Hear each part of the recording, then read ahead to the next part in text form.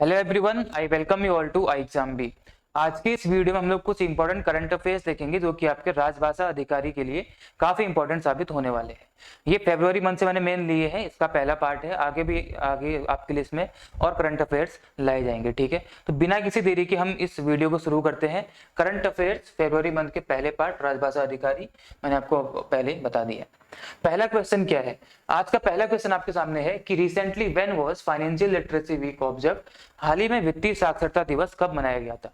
यहाँ से 2-3 क्वेश्चन और पूछे जा सकते हैं, जैसे कि ये कौन ऑब्जर्व करता है, इसकी थीम क्या थी, कब मनाया जाता है और इसको कब से मनाना शुरू किया गया। ये 3-4 क्वेश्चन आपसे बन सकते हैं। तो पहले देखते हैं वित्तीय साक्षरता सप्ताह कब मनाया गया था। वित्तीय साक्षरता सप्ताह आपका सेलिब्रेट किया गया था 14 से लेके 18 फरवरी यानी कि 14 से 18 फरवरी तक सेलिब्रेट किया गया था। ये किया क्यों जाता है, इसका एम भी पूछा जा सकता है। इसका मेन एम क्या होता है, ऑब्जेक्टिव ये होता है कि लोगों के अंदर फाइनेंशियल अवेयरनेस या वित्तीय जागरूकता लाई जा सके। इस एम के साथ इसको ऑब्जर्व किया जाता है और इसको किया जाता है किसके द्वारा? आरबीआई यानी कि रिजर्व बैंक ऑफ इंडिया के द्वारा इसको ऑब्जर्व किया जाता है हर साल। ठीक है, और ये कब से मनाना शुरू किया गया था, ये क्वेश्चन भी आपसे पूछा जा सकता है और इसकी थीम भी पूछी जा सकती है। तो इसकी थीम अगर पूछे आपसे 2022 के लिए क्या थी, तो गो डिजिटल गो सिक्योर इसकी थीम थी और इसको 2016 से मनाना कि ऑब्जर्व करना हर साल शुरू किया गया था आरबीआई के द्वारा। ठीक है, थीम इंपॉर्टेंट है, गो डिजिटल गो सिक्योर। ये थीम इसकी इंग्लिश में ही है, हिंदी में नहीं होती है। पहले क्वेश्चन से आपको इतनी जानकारी मिलती है। बढ़ते हैं अगले क्वेश्चन की तरफ। SEBI has restructured advisory committee on investor protection and education fund under the chairmanship of. SEBI ने किसकी अध्यक्षता में निवेशक संरक्षण और शिक्षा कोष पर सलाहकार समिति का पुनर्गठन किया है? सेबी मतलब security and exchange board of India, जो भारत में जो कैपिटल मार्केट होती है इसको रेगुलेट करता है, इसके लिए नियम कानून बनाता है कैपिटल मार्केट के लिए। इन्होंने क्या किया इसके लिए, यानी कि आईपीईएफ। अभी आईपीईएफ क्या होता है? Investor protection and education fund, Hindi में बोलते निवेशक संरक्षण और शिक्षा कोष। इसके क्या किया था, इससे निवेशक शिक्षा और निवेशक संरक्षण इनके लिए विभिन्न तरीके की एक्टिविटीज कराई जाती है और उन एक्टिविटीज के लिए फंड चाहिए होता है। वो फंड कहां से आता है? इस फंड से आता है, यानी कि आईपीईएफ से वो फंड आता है। तो इसको कैसे यूटिलाइज किया जाए, कैसे इन एक्टिविटीज को कराया जाए, इसके लिए एक एडवाइजरी कमेटी होती है जिसकी बात यहाँ पे की गई है। इस एडवाइजरी कमेटी में 8 मेंबर्स होते हैं, उनमें से एक इनके चेयरमैन होते हैं, जिसको अभी सेबी ने हाल ही में क्या किया, रिस्ट्रक्चर किया है। तो यही आपसे पूछा जा रहा है कि इसके वो चेयरमैन कौन है। आपको यहाँ पे 5 ऑप्शंस दिख रहे होंगे। मैंने आपको बताया कि इसमें 8 मेंबर्स होते हैं, उन 8 में से जो 5 मेंबर्स हैं वो यही हैं, इन्हीं में से एक इसके चेयरमैन होते हैं। तो इसका आंसर क्या होगा? इस कमेटी के, इस एडवाइजरी कमेटी के जो चेयरमैन है वो कौन है? जी महालिंगम। ऑप्शन नंबर ई इसका आंसर हो जाएगा, जी महालिंगम। ठीक है, ये 5 इसके मेंबर हैं। बाकी 3 मेंबर कौन है जो आपको अगली स्लाइड पे दिख जाएंगे, यहाँ पे लिखे हुए हैं मैंने। ये 8 के 8 मेंबर्स हैं, ये आप अपने आप इसको देख लेंगे। बहुत टफ इंग्लिश नहीं है, इसको आप पढ़ सकते हैं पीडीएफ डाउनलोड करके। ठीक है, ये 8 मेंबर्स हैं। इतना ही आपको इसके बारे में याद रखना था। आगे बढ़ते हैं, इंपॉर्टेंट क्वेश्चन है, इसको आप लोग जरूर देख लेंगे। ठीक है, अगला क्वेश्चन है कि which city of India to get first bullet train station in India? Bharat के किस शहर को भारत में पहला बुलेट ट्रेन स्टेशन मिलेगा, ये बताना है। अभी हाल ही में जो मिनिस्टर ऑफ स्टेट है रेलवे की, उन्होंने बताया, एक ग्राफिकल इलस्ट्रेशन प्रस्तुत किया। उन्होंने बताया कि ये स्टेशन किस किस तरीके से बनाया जाएगा, इसमें क्या क्या सुविधाएं दी जाएंगी। आपको पता होगा बुलेट ट्रेन का कॉन्सेप्ट इंडिया में लाया जा रहा है और पहली जो बुलेट ट्रेन है वो महाराष्ट्र से लेके गुजरात के बीच में चलाई जाएगी और स्पेसिफिकली देखें तो जिसका रूट होगा वो सूरत से लेके मुंबई का होगा। तो सूरत से लेके मुंबई के जो रूट पे पहली बुलेट ट्रेन चलाई जाएगी, इसमें टोटल 12 स्टेशन होंगे। उन 12 में से जो पहला स्टेशन होगा वो इन्हीं 5 में से एक होने वाला है। वो कौन सा होगा? ऑब्वियसली कौन सा जाएगा आपका? सूरत। ऑप्शन नंबर डी सूरत होगा उन 12 में से पहला और जो देश का पहला बुलेट ट्रेन स्टेशन होगा। ठीक है, ये बात यहाँ पे की गई थी, ये आपको देख लेना। आंसर क्या हो जाएगा? Option number D Surat. Union minister of state railway की जो है दर्शना जारदोस, इन्होंने इसको बताया था। इसका एक ग्राफिकल इलस्ट्रेशन प्रस्तुत किया जहाँ पे इन्होंने बताया कि किस किस तरीके से क्या क्या चीजें होंगी। ठीक है, बाकी वही है, 12 स्टेशन है, यहाँ पे सारे नाम लिखे गए। जो पहला वो कौन सा? सूरत हो जाएगा। इसके लिए कितना एलोकेट किया गया है, मतलब ये कितना टाइम शॉर्ट करेगा? मुंबई से लेके जो सूरत का जो टाइम है, अहमदाबाद का जो टाइम है, वो कितना शॉर्ट कर देगा? इतना कितना 2.07 घंटे में आप लोग इस यात्रा को तय कर लेंगे, ऐसी बात इसमें की गई है। दिसंबर 2024 तक कर लिया जाएगा। आगे बढ़ते हैं। Recently a scheme SMILE was launched, what does E stand for? हाल ही में एक स्माइल स्कीम को लॉन्च किया गया था, इसमें ई का क्या मतलब है ये आपको बताना है। अब स्माइल में ई का मतलब पता होने के लिए आपको सबसे पहले स्माइल की फुल फॉर्म पता होनी चाहिए कि स्माइल का मतलब क्या है। तो स्माइल की फुल फॉर्म क्या है यहाँ पे, support for marginalised individual for livelihood and enterprise. दोबारा देखेंगे, support for marginalised individual and livelihood for livelihood and enterprise. अब मार्जिनल इंडिविजुअल, यहाँ पे एमआई का मतलब मार्जिनल इंडिविजुअल है, मार्जिनलाइज्ड इंडिविजुअल। ये कौन होते हैं, ये लोग होते हैं जो ट्रांसजेंडर पर्सन होते हैं वो लोग, या फिर कुछ वो लोग जो बैगिंग के लिए मजबूर होते हैं, उनको बैगिंग करनी पड़ती है जीवन याचिका चलाने के लिए। तो उन लोगों को ध्यान में रखते हुए उनके लिए एक वेलफेयर स्कीम लाई गई है, जो कि क्या है, स्माइल स्कीम है। इसके बारे में जो 2-4 लाइनें बताई अभी, इससे आपको पता चल जाना चाहिए कि इसको कौन लाया होगा। ऑब्वियसली कौन लाया होगा, सोशल जस्टिस एंड एम्पावरमेंट द्वारा इसको लाया गया, department of social justice and empowerment द्वारा इस स्कीम को लाया गया है। कौन सी, स्माइल स्कीम। तो इसमें ई का मतलब क्या होता है, मैंने आपको एंटरप्राइज, जो कि आपको ऑप्शन नंबर डी में मिल जाएगा। Department of social justice and empowerment, इसको याद रखेंगे, इसके द्वारा लाई गई ये स्कीम। ठीक है, इस स्कीम के अंदर 2 सब स्कीम्स को रखा गया है, 2 सब स्कीम्स को मिलाकर के ये स्कीम बनाई गई है। सब स्कीम्स क्या है, पहले मैंने बोला कि इसमें ट्रांसजेंडर पर्सन होते हैं, उनके वेलफेयर के लिए सेंटर सेक्टर की स्कीम है, वो पहली सब स्कीम है। और दूसरी जो है वो लोग जो बैगिंग के लिए मजबूर होते हैं, उनके लिए सेंटर सेक्टर की जो स्कीम ऑलरेडी चल रही है, उन दोनों को मिला करके ही ये बनाई गई है, कौन सी, स्माइल स्कीम बनाई गई है। यानी कि उसके अंदर ये 2 सब स्कीम्स को रखा गया है। इसके लिए कितना बजट एलोकेट किया गया है, 365 करोड़ का बजट एलोकेट किया गया है 2022 से लेकर 2026 के बीच में। इतना बजट इस पर खर्च किया जाएगा। ये 2-3 क्वेश्चन बन सकते हैं, पहला क्वेश्चन ये, दूसरा क्वेश्चन ये, तीसरा जो क्वेश्चन पूछा गया था वो। ठीक है, आगे बढ़ते हैं। Recently Paul Henri Sandaogo Damiba has been declared president of which country. हाल ही में पॉल हेनरी सैंटियागो दामिबा किस देश के राष्ट्रपति घोषित किए गए हैं। हाल ही में जो राष्ट्रपति या प्रधानमंत्री बनते हैं वहां से क्वेश्चन आपसे पूछे जाते हैं, तो उन्हीं में से एक क्वेश्चन ये है कि इन 5 में से कौन से देश के राष्ट्रपति हाल ही में ये बने हैं। डायरेक्ट क्वेश्चन है, ज्यादा एक्सप्लेन करने की जरूरत नहीं है। इसका आंसर क्या हो जाएगा आपका, बुर्किना फासो। बुर्किना फासो के राष्ट्रपति कौन बने हाल ही में, पॉल हेनरी सैंटियागो दामिबा बने हैं। ट्यूनीशिया से क्वेश्चन पूछा जा सकता है कि यहाँ की प्रधानमंत्री कौन बनी है, नजला बाउडेन रामधाने। मैंने पहले के वीडियोस में बताया था कि ये क्वेश्चन जरूर आएगा और 3 से 4 एग्जाम्स में ये क्वेश्चन पूछा गया है। ठीक है, तो ट्यूनीशिया की कौन बनी है, नजला बाउडेन रामधाने, पहली वुमेन है वहां की जो प्रधानमंत्री बनी। कनाडा के कौन है, जस्टिन ट्रूडो, जो कि नॉर्थ अमेरिका में एक कंट्री है, जस्टिन ट्रूडो यहाँ के प्रधानमंत्री। म्यांमार में तो मिलिट्री कूप हो चुका है, पहले यहाँ की आंग सान सू की थी, जिनको हटा करके यहाँ पे मिलिट्री कूप कर दिया गया, उनकी सजा को और आगे बढ़ा दिया गया मिलिट्री के द्वारा। इसका आंसर क्या हो जाएगा, Burkina Faso.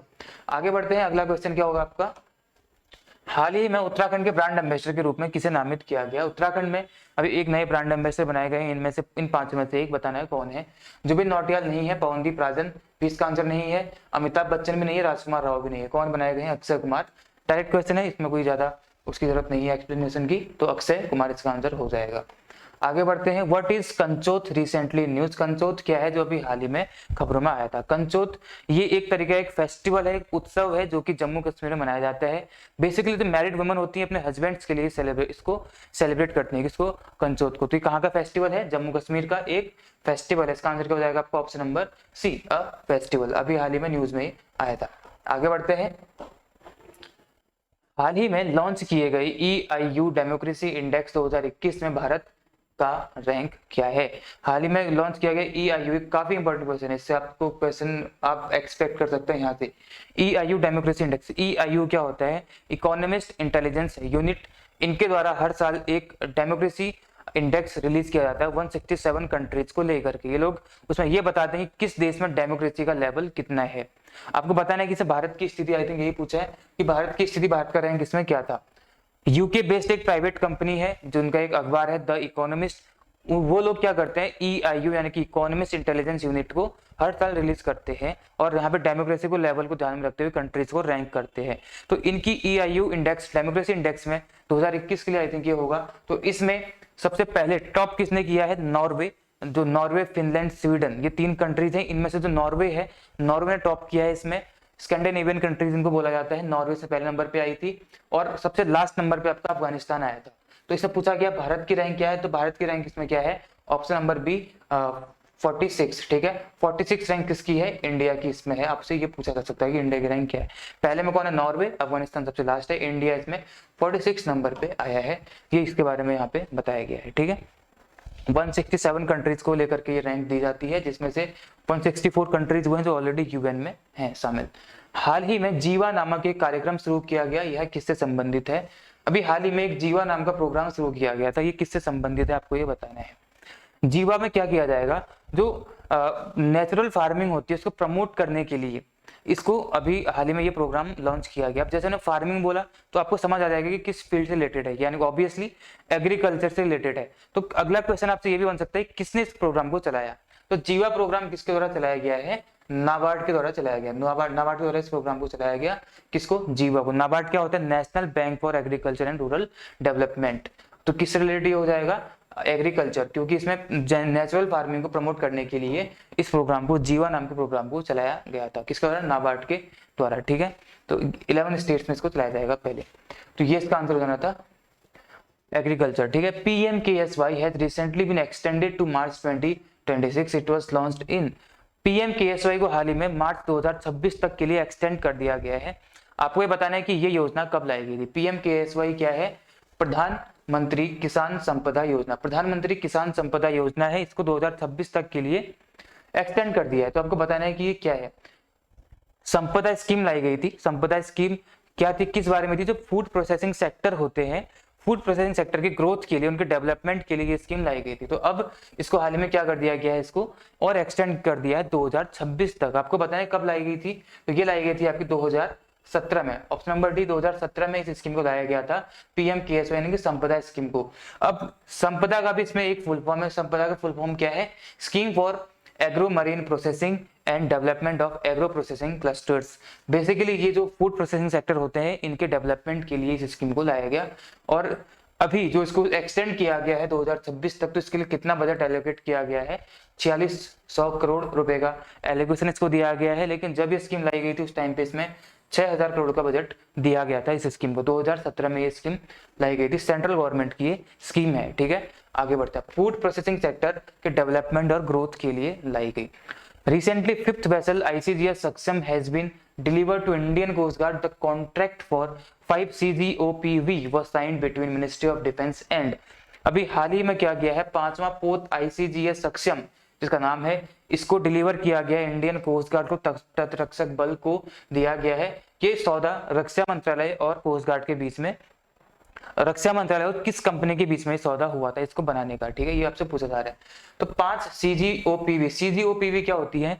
Coast guard offshore patrol vehicle, यानी कि जो तट पे जो पेट्रोलिंग करने वाले व्हीकल्स होते हैं उनको बोलते हैं offshore patrol vehicle coast guard के। तो इसके लिए 5 बनाने थे ये पेट्रोल व्हीकल, जिसमें से 5वां जो है ICGS सक्षम है, जिसको डिलीवर कर दिया गया है इंडियन कोस्ट गार्ड को।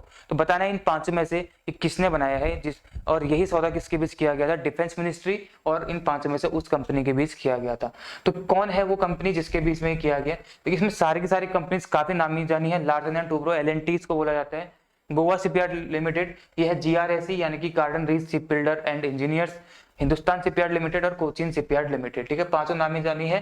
तो आपको बताना है इसका आंसर कौन सा होने वाला है। Option number B, Goa shipyard limited. इनके साथ ही समझौता किया गया था कि 5 बना के देंगे, और 5 में से लास्ट कौन सी है? ICGS सक्षम। काफी इंपोर्टेंट क्वेश्चन है, डिफेंस में से ये क्वेश्चन आपसे, ये क्वेश्चन आप उम्मीद कर सकते हैं। ICGS सक्षम, ये यहाँ पे इसके बारे में लिखा गया है। आगे बढ़ते हैं। अगला क्वेश्चन क्या है? Recently Pfizer limited has appointed whom as its chairman. Pfizer vaccine आपको पता होगा। तो फाइजर जो लिमिटेड है कंपनी है, इसने किसको अपने चेयरमैन के तौर पे अपॉइंट किया गया है, आपको बताना है। डायरेक्ट क्वेश्चन है, ज्यादा घुमा फिरा के नहीं पूछा गया है। तो इसका आंसर क्या हो जाएगा आपका? प्रदीप साहा। कौन से ऑप्शन पे है? Option number C, Pradeep Saha को अपॉइंट किया गया है फाइजर लिमिटेड के नए चेयरमैन के तौर पर। आगे बढ़ते हैं। अगला क्वेश्चन आपका क्या होने वाला है? ठीक है, ऑलरेडी ये 1999 से फाइजर लिमिटेड के एक मेंबर थे, उसके बोर्ड के मेंबर थे, अब इनको चेयरमैन बना दिया है। World pulses day is observed on, दलहन दिवस जो दालों का दिवस होता है कब मनाया जाता है, आपसे पूछा जा रहा है। डायरेक्ट क्वेश्चन अगेन है। इसकी थीम भी आपसे पूछ सकते हैं कि इस बार इसकी थीम क्या थी। तो मैंने यहाँ पे लिखी हुई है, इसका आंसर क्या हो जाएगा आपका? ऑप्शन नंबर बी, 10 फरवरी, 10 फरवरी को मनाया जाता है विश्व दलहन दिवस। इसकी थीम आपसे पूछ सकते हैं, तो थीम इसकी क्या थी? Pulses to empower youth in achieving sustainable agri food systems. ये इसकी थीम इस बार की थी। ये सारा आपको PDF में दिख जाएगा, जो कि आपको डिस्क्रिप्शन में मिल जाएगा। ठीक है, who is the author of the book how to prevent the next pandemic? How to prevent the next pandemic नाम की एक बुक लिखी गई और अभी रिलीज की गई फरवरी के टाइम पे। किसके द्वारा इसको लिखा गया, ऑथर कौन है, आपको ये बताना है। Mark Zuckerberg, Bill Gate, Sagarika Ghose, Sandeep Chakraborty या नन ऑफ दीज। इसका आंसर क्या हो जाएगा, बिल गेट्स। ऑप्शन नंबर 20 को याद रखेंगे, काफी इंपॉर्टेंट है। How to prevent the next pandemic, ये बुक लिखी गई है बिल गेट्स के द्वारा। अगला क्वेश्चन देखते हैं। In ESPN Cricinfo awards who among the following has won top batting prize. ESPN Cricinfo awards में टॉप बैटिंग प्राइज इनमें से किसको दिया गया, आपको बताना है। केन विलियमसन को, MS धोनी को, फखर जमान को, ऋषभ पंत को या नन ऑफ दीज को। ठीक है, डायरेक्ट क्वेश्चन है अगेन। क्रिक इन्फो अवार्ड्स में शीर्ष बैटिंग यानी कि टॉप बैटिंग का अवार्ड दिया गया है option number D, Rishabh Pant को। ठीक है, इनको ये अवार्ड दिया गया है। देखते हैं अगला क्वेश्चन क्या है, ऑप्शन नंबर डी इसका आंसर हो जाएगा। आगे अगला क्वेश्चन क्या है, तो ये थे पार्ट 1 के क्वेश्चन जो मैं आपके लिए लेके आया था, काफी इंपॉर्टेंट है। इसका एक और अगला पार्ट जल्दी ही लेके आऊंगा जहां पे अगेन आपको फरवरी के कुछ क्वेश्चन देखने को मिलेंगे क्योंकि उस मंथ से काफी इंपॉर्टेंट आपके लिए होने वाले हैं। ये था राजभाषा अधिकारी के लिए जितने इंपॉर्टेंट करंट अफेयर्स हैं वो सारे मैं लेके आ रहा हूँ आपके लिए। उम्मीद है आपको ये सेशन या ये वीडियो अच्छा लगा होगा। अब अगेन हमसे ऐसे जुड़े रहेंगे और ऐसे ही वीडियोस आपको मिलती रहेंगी। ठीक है, तो आप लोग अपना ध्यान रखिएगा, अपनी तैयारी को ऐसे यूं ही जारी रखिएगा। तब तक जय हिंद, जय भारत।